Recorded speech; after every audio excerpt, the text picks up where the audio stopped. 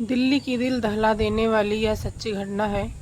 कुछ दोस्त आपस में बैठकर पार्टी कर रहे थे। खाने पीने के बीच गप्पे चल रही थीं।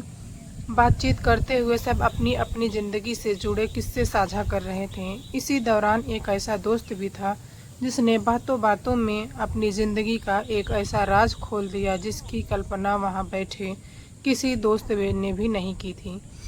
वो दोस्त नशे में था और अचानक से खी बघाड़ते हुए कह बैठा, मैंने 4 मर्डर किए हैं, लेकिन आज तक पुलिस मुझे पकड़ नहीं पाई। साथियों ने जब यह बात सुनी, लेकिन अधिकतर ने इसे हल्के में लिया। उन्हें लगा कि वो नशे में कुछ भी बक रहा है, मगर उनमें से एक दोस्त इस बात को गंभीरता से ले बैठा। उसे यकीन था कि ये लड़का झूठ नहीं बोलता। वह सोचने पर मजबूर हो गया कि अगर ये बात सच है तो कहीं कुछ बड़ा छिपा हुआ है। यह बात उसे इतनी परेशान करने लगी कि वो जाकर SIPS कमलजीत सिंह से मिला। उसने सारी बात बताई। उसका दोस्त पार्टी में नशे में था। उसने 4 कत्लों का जिक्र किया। AIS कमलजीत ने बात DSP भीष्म सिंह तक पहुंचाई, जिन्होंने SP आदित्य गौतम में संज्ञान में लाया। आदित्य गौतम ने तुरंत क्राइम ब्रांच की एक विशेष टीम गठित की और जांच शुरू करवा दी। जैसे जैसे जांच आगे बढ़ी, चौंकाने वाले तथ्य सामने आने लगे। पुलिस को पता चला कि वाकई 4 कत्ल हुए थे और ये चारों कत्ल करीब 27 महीने पहले यानी जुलाई 2016 में किए गए थे। हत्या की शुरुआत में एक बंदा ऐसा होता है कि केस 17 जुलाई 2016 की सुबह उत्तर प्रदेश के हापुड़ ज़िले के पास एक नहर में एक लड़की की लाश मिली।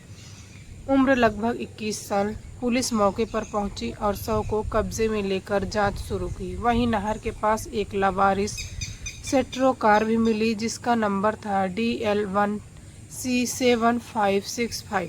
पुलिस ने RTO से वाहन का विवरण निकाला तो पता चला कि गाड़ी नैना किरोड़वाला नाम की लड़की पर है, जो दिल्ली के वजीराबाद इलाके की रहने वाली थी। पुलिस जब उसके घर पहुंची तो घर में कोई सदस्य नहीं था। पड़ोसियों ने बताया कि परिवार के सदस्य पिछले 2-3 दिनों से दिखाई नहीं दे रहे हैं।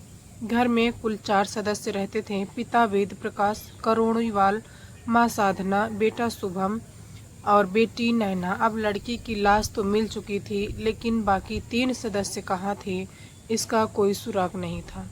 जांच के दौरान पुलिस को शक हुआ कि शायद यह मामला ऑनर किलिंग का हो सकता है, क्योंकि नैना किसी से प्रेम करती थी और इसकी शादी कहीं और तय की गई थी। पुलिस ने मामला दर्ज किया, FIR हुई, नोटिस जारी किए गए, लेकिन परिवार के कोई सदस्य सामने नहीं आए। पुलिस ने मान लिया कि नैना की हत्या के बाद परिवार कहीं छिप गया है। मामला ठंडे बस्ते में चला गया, लेकिन सच्चाई कुछ और ही थी, जो 27 महीने बाद सामने आती है। जांच में एक नया मोड़ आता है। तब मिला कि जब अभिषेक पाल उर्फ मिंटू नाम का एक युवक अपने दोस्तों के साथ पार्टी कर रहा था और नशे में यह कबूल कर बैठा कि उसने 4 कत्ल किए हैं। उसी पार्टी में मौजूद एक व्यक्ति जो पुलिस का मुखाबिर भी था, उसने यह जानकारी अधिकारियों तक पहुंचाई।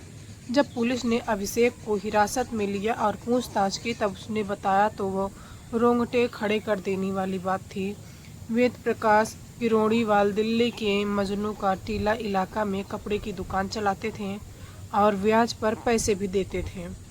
उनके यहाँ रितेश कटिहार नाम का एक किशोर नौकर था, जो कई साल से उसके पास काम कर रहा था। 2015 में वेद प्रकाश ने दुकान बंद करने की बात की तो रितेश ने दुकान को किराए पर लेने की पेशकश की। 4 लाख रुपए में सौदा तय हुआ। हर महीने किस्त देने की बात हुई, लेकिन दुकान का व्यापार नहीं चला और रितेश कर्ज में डूबता चला गया। ब्याज समेत रकम 8.5 लाख रुपए तक पहुंच गई। रितेश मानसिक रूप से टूट चुका था। उसने अपने दोस्त अभिषेक से मदद मांगी। फिर अभिषेक ने अपने एक साथी मनोज बाबला से मिलकर एक खौफनाक साजिश रच डाली। 15 जुलाई 2016 को अभिषेक ने वेद प्रकाश को यह कहकर बाहर बुलाया कि गाड़ी के टायर खराब हो गए हैं। जब वेद प्रकाश कार की अगली सीट पर बैठे तो पीछे से मनोज और रितेश ने वायर की मदद से गला घोंटकर उनकी हत्या कर दी और शव को डिग्गी में डाल दिया। इसके बाद उन्होंने शुभम को फ़ोन कर बताया कि उसके पापा का एक्सीडेंट हो गया है।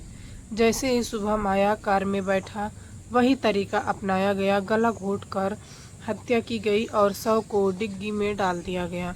अब बारी थी साधना की। उसे बताया गया कि पति का एक्सीडेंट हो गया है और उसे देखने चलना है। वह भी बिना किसी को बताए जल्दी से कार में बैठ गई और उसी तरह उसकी भी हत्या कर दी गई। अंत में नैना को बहाने से बुलाया गया और वही किया गया जो बाकी तीनों के साथ किया गया था। चारों शवों को कार की डिग्गी में रखा गया। उन पर परफ्यूम छिड़का गया ताकि बदबू न आए। अगले दिन रात को गाड़ी को लेकर ये लोग हापुड़ की ओर निकल गए और रास्ते में एक कैनाल के चारों लाशों को फेंक दिया।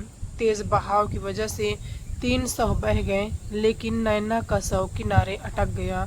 वहीं से पूरा मामला खुला। 27 महीने बाद जब केस दबा रहा, लोग यही समझते रहे कि परिवार खुद बेटी की हत्या करके कहीं छिप गया है। रिश्तेदारों को बार बार थाने बुलाया गया, लेकिन किसी के पास कोई जवाब नहीं था। पुलिस ने आखिरकार अभिषेक को गिरफ्तार किया। बाकी 2 आरोपी, रितेश ने जहर खाकर आत्महत्या कर ली थी। मनोज बाबला की सड़क दुर्घटना में मौत हो गई थी। यह मामला दिल्ली की क्राइम ब्रांच की सतर्कता और सटीक जांच का उदाहरण है। अगर एक व्यक्ति पार्टी में कही बात को गंभीरता से न लेता तो शायद यह हत्याकांड हमेशा के लिए दफन हो जाता। इस कहानी से हमें यह सीख मिलती है कि अपराध कितनी भी चालाकी से क्यों न किया जाए, सच्चाई एक न एक दिन सामने आ ही जाती है। पुलिस की मेहनत, तकनीकी सहायता और समाज के जागरूक लोगों की भूमिका से अपराधियों तक पहुंचा जा सकता है। यह घटना सच्ची है और इसका उद्देश्य किसी को डराना नहीं है, बल्कि आपको जागरूक और आपको सचेत करना है। अपराध के खिलाफ आप लोग जागरूक रहें और अपराध के खिलाफ आवाज़ उठाएं। तो आप लोग अपने परिवार के साथ रहें, स्वच्छ रहें, सतर्क रहें। जय हिंद, जय भारत।